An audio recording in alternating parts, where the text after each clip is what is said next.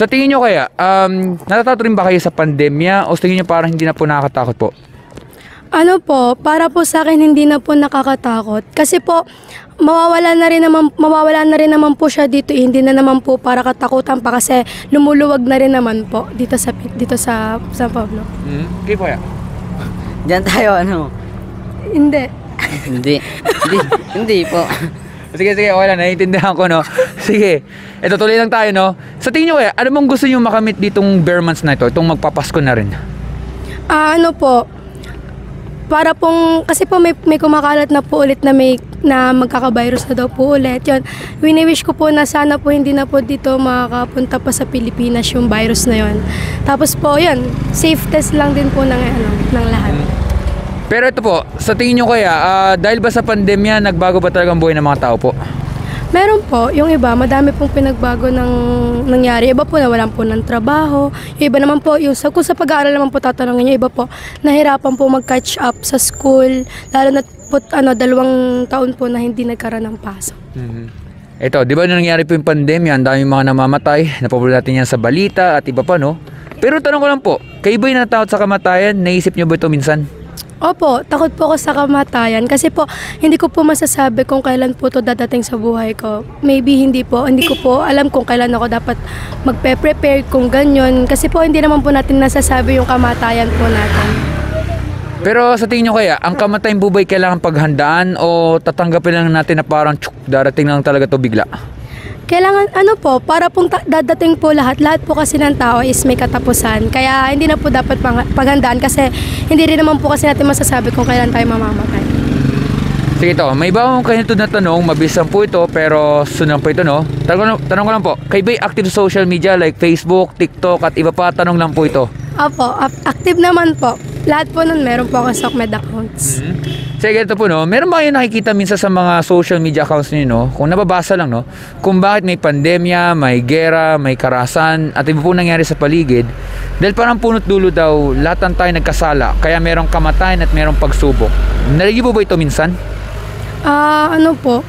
Para din po nababasa ko din po, pero para po kasing kasalanan din naman, tayo din naman po gumagawa ng parang ikakasakit ng lahat. Tayo din, parang human activities din naman po. Sige ito, sundan natin to para mas natin maintindihan lahat-lahat ito, no? Tanong ko lang po, kayo po ba isang mabuting tao po? Opo. Mabuti naman po. Paano natin po masasabi po kung isang tao po ay mabuti? Pag po tumutulong po sila nang wala pong kapalit, hinihinging kapalit. Tapos po, para pong bukal din po sa loob yung mga pagtulong, ganon. Tapati po meron pong konsensya. Pero ito po, tanong ko lang po, no? Di ba may mga mabubuting tao nga, no? Pero tanong ko lang po, bakit ganon? Kung sila ay mabubuting tao, bakit lagi silang sinasaktan, lagi silang iniiwan sa ere, bakit lagi silang initsupwera, sinisinzone at lahat-lahat? Pero po yung mga barumbadong tao, may pagka-bad boy, may pagka-bad girl, etc. Bad influence na, lahat-lahat na. Bakit ang dami pa nilang kaibigan, mas marami pa sila, pero po yung mabuting tao, lagi na lang silang iniiwan sa ere, na daig mo pong parang mga nasa lansangan na parang homeless na kung tawagin. Napapansin niyo ba yung mga ganong bagay na yan? Kasi po, may mga bagay po kasi may mga gawain po kasi na mali, na dun, kung ano pa po yung mali, dun po kasi sumasayong yung ibang tao. Kaya po mas pinipili po nilang sumama dun na kahit mali, hindi po nila naiisip na, ay sige, sama na lang ako, total dyan naman ako sasaya. Kaya po nakakagawa po lahat ng mali. Sa tingin nyo kaya may kasalanan po ba magulang natin pati edukasyon sa pagbibigay ng mga mabuting asal na yan? O sa tingin nyo, nasa tao lang talaga yung kanyang desisyon kung ba't niya ginawa yun? Iba po, nasa karanasan din, nasa desisyon na rin po ng tao. Hindi naman po natin kasi mapipilit yung isang tao na dapat ganito ka, ganyan ka. Kasi lahat naman po may tao, may kanya-kanya rin naman pong kakayahan at buhay po. Yan po. So ito, may iba lang tanong, no? May liba kayong magkasa ng dictionary? Hindi po masyado. Google po kasi masyado po sa hindi na po nakakapaghawak ng mga ganun. Okay lang po, bigyan ko kayo ng konting kalaman o trivia. Libre lang po ito, no? Sabi kasi sa dictionary, no? Kapag sinabi nating mabuti daw o good, ito daw ang tinatawag na moral excellent o morally upright. Isipin ng moral, ugali, karakter ng isang tao, panloob. Para kasing sinasabi daw, dapat daw isang tao wala daw ginawang krimen, wala daw ginagawang kasalanan, at wala daw sinasaktan ng tao kahit sanggol. Pero tingnan natin po itong mga ilan sa mga mabibilis na tanong kung talagang tutugma. Kagaya nito, kayo po ba ay nakapagsinungaling po sa tanan ng buhay niyo po? Ano po yan? Ulitin ko po, kayo po ba ay nakapagsinungaling po sa tanan ng buhay niyo po? Opo, wala naman pong taong perfecto eh. Totoo, lahat po talaga tayo ay guilty. Kaya nga hindi po totoo ng bata daw di marunong magsinungaling. Dahil totoo, ang una niyang matututunan ay magsinungaling. At lahat na nga talaga tayo dito ay guilty. Pero ito po, kayo po ba ay nakapagnakaw po ng isang gamit kahit po na lapis, ballpen, barya, kahit po yung mga nasa internet? Ano po, minsan po, kumukupit din. Pero hindi naman po yung sobrang laking halaga. Pero syempre po, ganun. Yun nga po pero kasi kung pag-uusapan natin po yung batas, lahat na tayo nasa kulungan na sobra, no? Sobrang sikip na po talaga. Pero ang pinasinasabi lang kasi po dito, kung hindi tayo mapagkatiwalaan daw sa malita bagay, ano pa ako sa malaking halaga? 1,000,000 piso man yan o piso, tayo po yung natutukso, hindi dahil sa presyo, kundi gusto natin isang bagay na walang kahirap-hirap. Yun nga lang, halos lahat tayo dito guilty. Pero ito po, kayo po ba yung nakaras na magalit sa isang tao? Opo, nakaranas na rin po. Nawawala ba stress natin pag tayo nagagalit o lalo pang tumitindi po? Lalo pong tumitindi yun, lalo na po pag hindi nyo po nakakausap yung taong igalit kayo, gano'n. Hindi nyo po nalalabas yung sama ng loob nyo. Yun nga po ang problema Normal po talaga pag tayo po ay nasasaktan, syempre magagalit. Alam mo po tayong tatawa, ngingiti. Baka baliw na po isang tao kaya siya ay manhid o hindi niya nararamdaman. Pero may sinasabi kasi na hindi din kailangan barilin, saksakin, sampalin mo isang tao at iba pa. Magtanim ka lang daw ng galit, di mo kaya magmura, parang nakapatay na pala tayong tao pero hindi po literal. Galing sa ating puso. Yun nga lang, halos lahat talaga tayo, lahat tayo dito ay guilty. Pero ito po, nirerespeto nyo ba magulang nyo lagi o minsan may maaway po? Ano po yan? Ulitin ko po, no? Kaya nga ulitin ko po, nirerespeto nyo ba ang magulang nyo lagi o minsan may maaway po? Nirerespeto ko po. Kung papagalitan naman po nila ako, iniisip ko na lang po na ikakabuti ko din po yun. Kaya hindi ko po sila dapat sumbatan dun sa mga bagay na gusto po nila kong pangaralan. Kasalanan, parang gusto din naman po nila na maitama ko sa mali ko. Ganun po. Well, syempre naman po kasi yun nga lang, may mga pagkakataon talaga, may mga misunderstanding, yan, nakikipag-away sa magulang. Pero ano mo mangyari, mali po yun. Kasi dapat tayo may respeto from the first place. Pero imposible yan kasi lahat talaga tayo, halos lahat dito ay guilty. Pero ito po, nagagamit nyo ba minsan ang pangalan ng Panginoon sa walang kabuluhan? Minsan, pag kayo nagugulat na Papa-OM, alam nyo na po yun. Hindi po. Hindi ko po dapat idamay si Lord para sa mga ganong bagay. Hindi ko pa po babanggit sa kahit saan po si Lord. Well, mabuti po na huwag nyo nang gawin yun. Kasi for sure, marami kasing mga kabataan, pag nagugulat, napapamura na lang, ginagamit ng pangalan ng Panginoon. Hindi ibig sabihin po yan po ang correct answer. Ibig sabihin lang po ng majority, hindi nila nagigets na mali po yun. Kasi ang tawag kasi po doon ay blasphemy o pambabastos. Yun nga lang, marami talagang tao doon ang guilty. Nililinaw ko po, hindi ko po hinuhusgahan. Ito'y para lang malaman kung tayo po ay mabuting tao. Take note, ang ginamit ko pong pronoun ay tayo o third person. So hindi lang kayong tatlo o kayo lang, lahat po talaga tayo dito. Sa tingin nyo kaya, kung tayo po ay mamamatay, hindi po ito pananakot at haharap tayo sa tinatawag na judgment day sa Panginoon, tayo ba'y guilty o innocent po tayong lahat? Ano po, guilty po. Kasi po, hindi naman po para maging inosente tayo kasi hindi naman po tayo lahat malinis, lahat naman po may kasalanan. Ganun po, wala naman po tao talagang perfecto Kaya po guilty po sa lahat. Pero sa tingin nyo kaya, saan kaya tayo pupunta? Sa inyong sarili kaya? Sa langit kaya o sa impyerno po kayo pupunta? Tanong lang. Kung ako po, gusto ko po, syempre po sa langit. Sino pa naman po bang gustong mahihirapan? No, na sa kabilang buhay ka na tapos mahihirapan ka pa. Kaya yun, mas gusto ko po sa langit po. So ito, bigyan ko ng mabilis lang na halimbawa, no? Kunwari may isang criminal, no? Nakapatay siya ng tao, nagnakaw siya pera sa bangko, nahuli siya ng pulis at ito po kanya sasabihin. Sasabihin niya, Judge, opo, nagkamali po ako. Opo, guilty ako sa ginawa ko. Pero parang hindi po sigurado kung talagang kulungan yan. Baka naman siguro may ibang paraan para hindi po mahirapan. Ibig sabihin, parang, opo, tatanggapin ko to, pero ayoko po parang mahirapan. Parang siyasabi niya, parang hindi siya convinced na kulungan ang mapupunta. Parang ganun yun Pero ang sasabihin ng judge, ano pinagsasabi mo?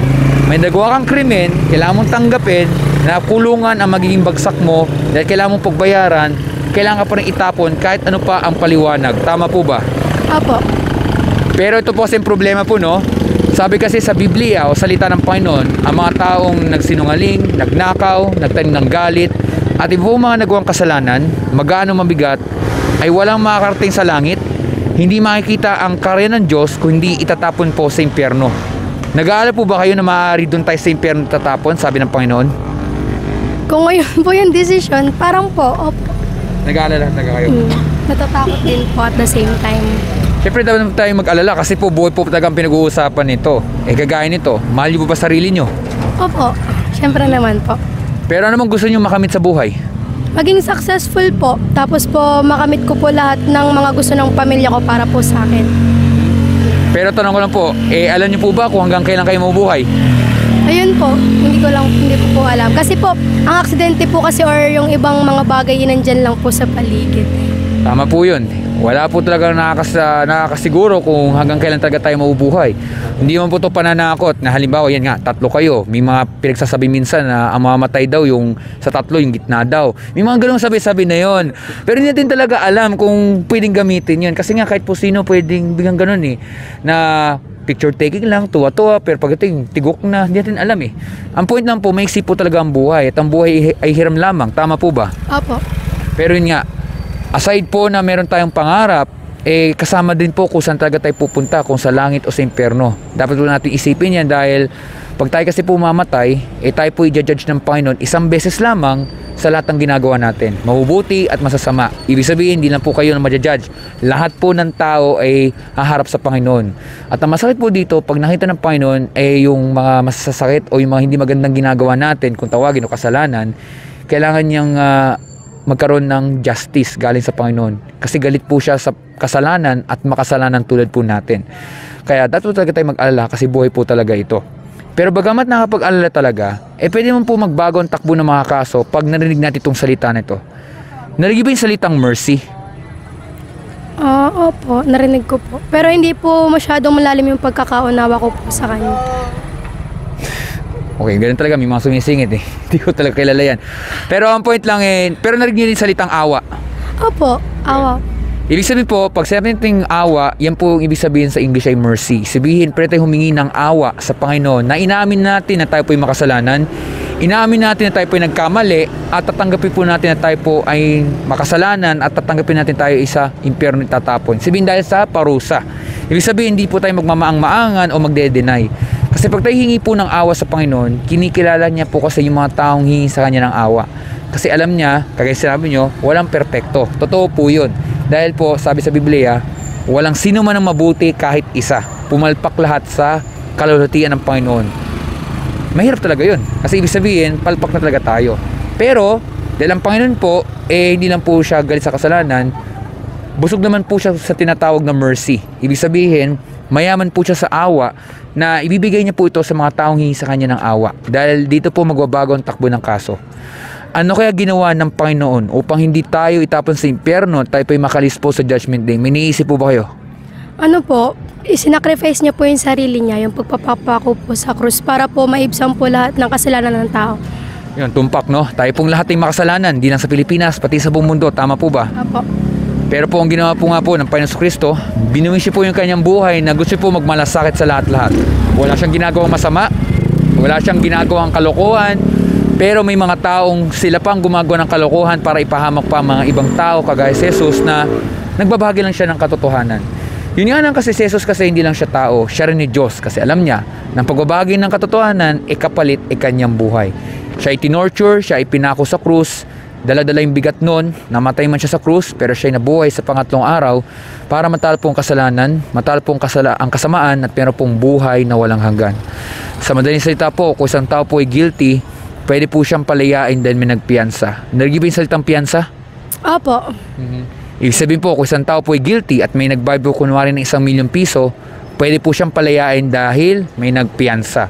At ganyan din po ginawa ni Jesus. Ang kanyang pong buhay ang naging kapalit para matuldukan na po ang kasamaan at matalo na po ang kasamaan at meron pong buhay na walang hanggan dahil ang kabutihan ay nanggagaling talaga sa Panginoon at wala sa ating mga gawa talaga. Pero ganito, parang bigyan ko kayo ng mas matinding analogy, no? Konting quiz lang to. Pero madali lang to. Ano yung 3 bansang sumakop dito sa Pilipinas? Espanyol po. Espanya, Asia po. Ay, magkaiba po yun, di ba? Tama po ba? Ano? Espanyol tapos Asia? Asia ba? Hindi. Ay, hindi. Kontinente po yun. Kontinente pala yun. Ano pa ba? Espanyol, may idea ka? Amerika po. O yun, sige, tama. Ano ba yung isa pa? Oh, yung kinadi ka na anime, saan galing yun? Korea po, mga China. Korea. Wow, China, Korea, di ba pwedeng Japan? Japan, ayun, Japan. Oh, tindi, Korea talaga, no? Korea. Okay, yun ang point. 3 bansang sumakop sa atin dito. Imagine nyo, pag tayo po'y bihag pa rin dito sa Pilipinas na to, sa tingin nyo kaya makakain pa kayo ng ice cream? Hindi na po. Di ba? Kasi alam nyo tayo papatay na talaga ng mga dayuhan kasi walang kalayaan. At baka makikita nyo, pugot na ang ulo ko dyan sa puno na yan dahil bawal yung pinagagawa ko. Pag tayo ay nasa dayuhan pa. Pero ngayon, dahil may nagbuwis ng buhay, mga sundalong mga Pilipino para sa kalayaan, yan, ito na po yung produkto natin. Kahit matulog ka dito ng 24 oras sa Sampaloc Lake, walang problema. Ang point lang, meron na tayong kalayaan. Nagagawa natin ang gusto kasi nga, dahil yan sa independence, may nagbuwis po ng buhay. At ganyan din po ginawa ni Jesus. Binisyo yung kanyang buhay dahil para magkaroon ng kalayaan at matalo na talagang kasamaan. At dahil po doon, meron pong buhay na walang hanggan. Pero ang kaligtasan po ay galing lang sa biyaya ng Panginoon at wala sa ating mabuting gawa. Pero may 2 bagay po para makamit yan. Una, narinig ba yung salitang repentance? Hindi pa po. Ibig sabihin lang po nun, hindi pa. Hindi pa po. Ibig sabihin lang po nun ay pagsisisi sa kasalanan. Para sa sakit, di ba gusto niyo pong gumaling? Po? Ulitin ko. Di ba halimbawa, pag kayo nagkakasakit, di ba gusto niyo pong gumaling? Apo. Apo naman. Hindi po siya perfectong proseso. Naku, mukhang natutunaw na tayo yan. Okay, pasensya na po, no? Okay, kagayan po ito, di ba? Halimbawa, pag kayo nagkasakit, di ba gusto nyo pong gumaling? So, parang sa pag tayo nagkakamali, patuloy po tayong lalayo sa tinagawang kasalanan, babaguhin ating puso at isipan, at higit sa lahat po, ano man ang pagsubok na pinagdadaan natin, meron pong pag-asa. Kaya ibig sabihin po, yun yung paglayo sa kasalanan, pagsisisi o repentance. At ang pangalawa po ay ang pananampalataya sa Panginoong Jesucristo lamang bilang Panginoong tagapagligtas. Pag nagawa natin yun, dyan papasok na pwede tayo patawarin ng Panginoon sa ating kasalanan, bibigyan tayong bagong puso at isipan, at higit sa lahat po, ano man ang pagsubok na pinagdadaan natin, meron pong pag-asa. Hindi sa mundo nito, kundi sa Kanya lamang, at dahil doon, meron pong buhay na walang hanggan. Sa tingin nyo kaya, nagsasabi kaya ang totoo? Opo. Opo naman. Pero sa tingin nyo kaya, pag-iisipan nyo po ba ating napag-usapan po? Ano po? Hindi ko. Pag-iisipan nyo po ba ating napag-usapan po? Opo. Ito po, bago po umalis, no? Bakit tayo dito sa mundo na ito? Ano po?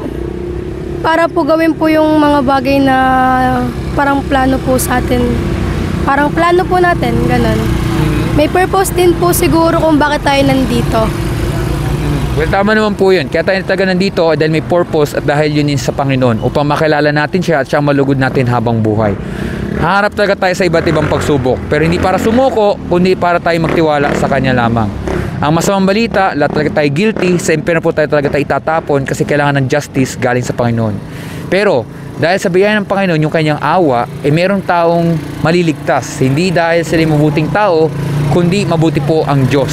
Sa pagsisisi sa kasalanan at pananampalataya sa Panginoong Jesucristo lamang, hindi lahat ng tao sa impyerno tatapon. May mga makakapunta sa langit, marami rin sila, dahil yun sa biyaya ng Panginoon at dahil doon meron silang kaligtasan, dahil yun sa buhay na walang hanggan. Ito po, last na to, no? Nagbabasa ba kayo ng Bible? Ano po? Pag po, opo, bihira lang po, pero nagbabasa po ako. Ito, tanong lang po, ha? Huwag lang sa akin magulat, no? May mga natanggap na kayong love letter minsan, tanong lang. Meron po. Pero alam nyo naman po na ang Bible po parang love letter sa atin yan. Isinulat yan, hindi para tayo kailangan muna maging malinis sa Kanya, kundi lagi tayong lumapit sa Kanya. Kasi yan po yung Kanyang salita. Yan po yung kasi yung magiging Kanyang salita upang yan yung gabay natin para hindi tayo mapahamak. Nagmamalasakit siya kasi gusto niya na may pag-asa pa rin ng tao bago pa maging huli ang lahat. Kaya yung Kanyang salita ang maging daan natin para yung maging gabay natin at para hindi tayo mapahamak sa kasamaan at sa kadiliman. Pag nabasa natin Kanyang salita, humingi tayo ng tulong sa Panginoon dahil ang banal na Espiritu o tinatawag na Holy Spirit, yan ang magbibigay ng gabay para makita natin ang mga totoong salita galing sa Panginoon. At dahil doon, meron pong pag-asa at meron pong buhay na walang hanggan. Maraming salamat po at meron ba yung katanungan po? Wala naman po. Maraming salamat po at mag-ingat po kayo. Sige po, thank you rin po.